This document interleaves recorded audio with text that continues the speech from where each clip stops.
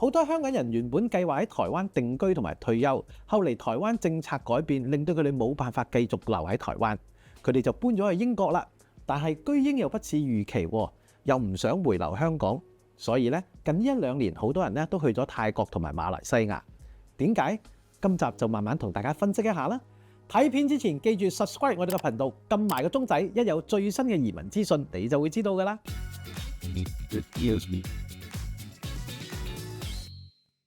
移民好重要，知多啲更重要。歡迎大家收睇移民知多啲，我係 Angelo 羅立光。近嚟咧越嚟越多香港人咧已經定居咗喺泰國同埋馬來西亞㗎啦。點解呢兩個地方成為我哋熱門嘅移民目的地呢？好簡單，因為佢嘅生活成本好低啦，簽證門檻又容易，醫療水平又高，而且咧佢近香港，有咩事要返香港處理事情或者探親咧都非常之方便。咁到底泰國同埋馬來西亞邊個地方更加適合香港人呢？今集就同大家分析一下。第一點，生活成本咧就低過香港一半嘅。以租樓為例啊，曼谷市中心一個一房嘅單位咧，平均係港紙3800蚊到8000蚊一個月。香港平均都要15000蚊港紙一個月啦。出街食飯咯，一餐我大約係20蚊港紙到50蚊港紙度啦。如果我食街邊檔咧，可以更加平添。唔住曼谷，我住清邁或者華欣呢啲2線城市咧，生活費可能仲可以再低多30% 添。第二點就係簽證門檻低啦。如果你係50歲以上，你就可以申請泰國退休簽證，要求好簡單，就係放80萬匹喺個銀行嗰度，咁啊大概係17萬港紙。豪啲嘅話咧，你可以申請泰國精英簽證，咁你就只65萬到500萬匹，大概係15萬至到114萬港紙度。咁你就可以攞到5到20年嘅長期居留簽證㗎啦。第三點，醫療水平高，價錢平香港一半。泰國私立醫院提供國際級水平嘅醫療，但係咧費用比香港平50%到70%喎。有一次我喺泰國玩衝浪，隻腳受咗傷，去到泰國著名嘅 BNH 醫院睇骨科醫生。醫生唔單止會講流利嘅英語，仲用最先進嘅設備幫我檢查添。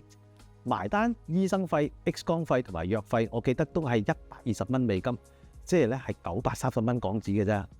第四點，定居嘅地點選擇好多。泰國咁大，我哋唔一定要咧淨係揀曼谷噶嘛。其實泰國仲有好多好靚嘅城市適合居住嘅。如果你中意陽光與海灘，你可以去布吉啦、蘇梅島。中意慢活嘅話咧，你可以揀下清邁同埋清萊呢啲山區避世，簡直一流啊！第五點，國際學校嘅學費咧平香港最少1/3。如果你有小朋友要去泰國讀書，曼谷嘅國際學校每年嘅學費咧大概係8萬到15萬港紙左右，真係比香港平好多嘅。我參觀過好多國際學校，無論喺設施啦、師資水平啦、環境咧，都唔差過香港，甚至乎咧，我覺得係比香港更好同埋更加國際化添。如果你需要寄宿嘅話咧，哇，個宿費真係好平，合理到不得了啊！如果你移居泰國有3個缺點。第一，夏天比較炎熱同埋潮濕，4、5月份可能最高達40度㗎。第二，部分地區英語溝通較困難。曼谷普遍用英文都得，但係鄉下咧你就可能要學下泰文啦。第三，交通混亂，泰國出咗名塞車嚴重㗎啦。如果住曼谷，建議你住近 BTS 或者 MRT。第一點，第二家園計劃即係 MM2H 同埋專榮高級簽證 PVIP 嘅門檻低咧，都係一個吸引之處嚟嘅噃。MM2H 你可以揀5到20年嘅居住年份，唔同嘅居住年份咧有唔同嘅銀行定期存款嘅要求，大約徘徊喺32000蚊美金到100萬美金之間。MM2H 亦都需要你買物業㗎，物業嘅金額大概係60萬馬幣至到200萬馬幣之間。咁如果你係揀經濟特區嘅計劃咧，一切嘅嘢都會再平啲㗎。提醒大家，銀行定期存款存咗1年之後咧，可以攞翻一半出嚟，用作買樓啦、醫療啦或者教育之用嘅。PVIP 啊更簡單，你只需要100萬馬幣嘅定期存款，唔需要買樓咧就可以住20年啦。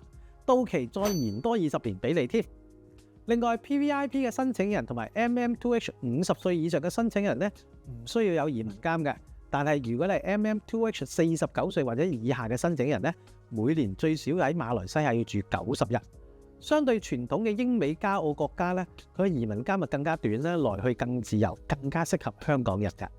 第二點就係廣東話、普通話、英語通行，華人社會容易適應。眾所周知，馬來西亞都好多華人喺度定居嘅，所以兩文三語咧係非常之通行。好多時我喺馬來西亞嘅時候咧，都會遇到一啲尷尬嘅情況，就係當我同佢哋講英文嘅時候咧，佢就用廣東話嚟去應我；當我用廣東話同佢講嘅時候咧，佢就用普通話嚟應我。所以有陣時我都唔知同佢哋講啲咩話好。而喺檳城啊、吉隆坡呢啲華人聚居嘅地方咧，廣東話同埋普通話咧係非常之通用嘅。而飲食文化咧亦都非常之接近香港，尤其是檳城啊。如果你問100個馬來西亞人咧，有99個會話俾你聽，檳城人係最嘴刁嘅，而檳城嘅嘢食咧係最好食嘅。第三點，樓價平香港80%，喺吉隆坡市中心嘅豪華公寓咧，平均嘅售價大概係150到300萬港紙之間。如果同類型嘅單位喺香港，點都要千幾萬啦。而檳城嘅海景豪宅咧，平均售價咧大概係200到500萬港紙之間，性價比真係好高嘅。最近我參觀咗一個喺吉隆坡嘅發展項目，叫做 Pavilion Heights。呢個項目嘅整體規劃咧，就好似我哋香港西九圓方咁，但係2房1廳嘅800尺單位，只係賣350萬港紙啫。你記住，佢係吉隆坡最好嘅地段，地鐵站就喺你屋企樓下。成個發展項目包括高級商場啦、5星級酒店啦。聽聞 Facebook 著名嘅保險公司同埋銀行咧，將會進駐喺佢哋嘅辦公室區域添。第4點，醫療體系全球前10，收費合理。馬來西亞嘅醫療旅遊咧係世界著名，佢哋嘅醫療設施咧同埋水平咧係亞洲頭3位嘅。最著名咧就係心臟手術啦、癌症治療，費用比香港平40% 到60% 左右啦。我今年3月份去馬來西亞嘅時候咧，唔知點解左眼就受到感染，唔舒服，受咗傷。去到馬來西亞著名嘅私家醫院睇眼科醫生，覺得佢哋嘅環境都非常之好嘅，護士亦都非常之細心。檢查眼睛嘅儀器咧都比香港先進嘅，最後醫生費同埋藥費咧都唔超過900蚊。我喺香港睇一次眼科醫生，淨係醫生費都過千啦。第5點，國際學校質素高，學費平。吉隆坡國際學校咧主要係提供英式嘅教育㗎。我去到每一間學校咧，佢哋都標榜有學生考到牛津啦、劍橋啦，或者係世界頂尖嘅大學。而佢哋個學校嘅環境咧真係好優雅，設備都非常之先進。老師全部都係外籍老師，但係佢每年嘅學費咧都只不過係6萬蚊到12萬蚊港紙之間啫喎，比香港嘅國際學校真係平一半㗎。但係馬來西亞有3個缺點：第一，部分地區治安較差，所以建議大家揀一啲高級嘅住宅地區嚟住。第二，汽車係必需品，因為馬來西亞公共交通咧冇香港咁方便。第三，伊斯蘭文化，咁咧有部分嘅州份咧係嚴格遵守伊斯蘭教義，同埋咧限制入就嘅。泰國同馬來西亞有咁多個好處，究竟我哋點樣揀好呢？嗱，我準備咗呢個簡單嘅圖表俾你哋參考啦。簽證難度咧，我覺得兩邊都差唔多嘅啫。但係生活成本咧，我覺得依家馬來西亞嘅吉隆坡啊，或者一啲2線嘅城市新山咧，會更加平嘅。而語言嚟講，如果你英文冇咁好咧，我就建議你去馬來西亞，因為用廣東話同普通話比較多啊嘛。樓價如果用豪宅嚟到計咧，馬來西亞真係好抵買嘅。醫療咧，我就覺得兩邊差唔多。而泰國咧比較適合嘅人群咧，就包括希望申請簡單同埋好快攞到居留嘅人士啦、退休人士啦、冇小朋友嘅夫妻或者係數位遊牧人士嘅。而馬來西亞咧就適合一啲準備喺馬來西亞做嘢啦，或者喺東盟做生意嘅人士啦、退休人士啦，同埋有小朋友嘅家庭㗎。如果你想擁有低成本高品質嘅生活嘅話咧，泰國同埋馬來西亞絕對係理想嘅選擇。你更加傾向係泰國定係馬來西亞呢？留言分享你嘅諗法啦。如果大家想了解多啲有關泰國或者馬來西亞嘅移民資訊， WhatsApp 同我哋聯絡啊！我哋嘅 WhatsApp 號碼就係98880752。今集嘅節目時間又到啦。如果你中意今集嘅內容，或者你想問一啲問題嘅話，你可以喺 comment 嗰度留言，我一有時間咧就會覆你噶啦。